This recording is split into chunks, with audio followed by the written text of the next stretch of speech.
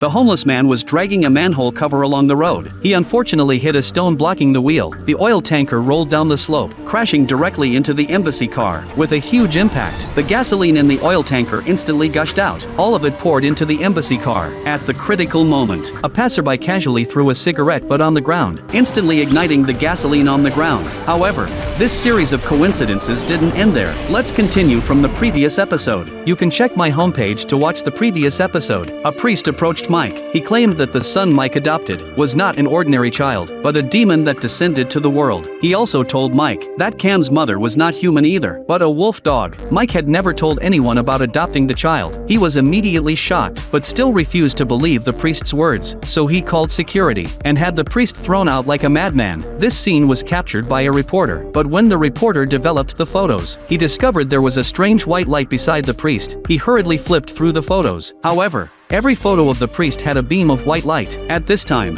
Mike felt extremely troubled. The priest's words often circled in his mind. The next day, Mike came to the church area to find the priest. The priest directly told Mike that his wife was already pregnant, but the demon Cam wouldn't let this child be born. Cam would first target the fetus in his wife's womb, then his wife herself. Finally, even Mike wouldn't be spared. The only way to solve all this was to find a priest named Old Boo, but Mike didn't intend to listen to his words and warned him to stay away from his family, never to appear again. Just as Mike left, the sky suddenly began to thunder and lightning. The priest realized the demon was acting again and hurriedly ran toward the church. But just then, the door was suddenly locked from the inside. Suddenly a lightning bolt struck and broke the church's lightning rod.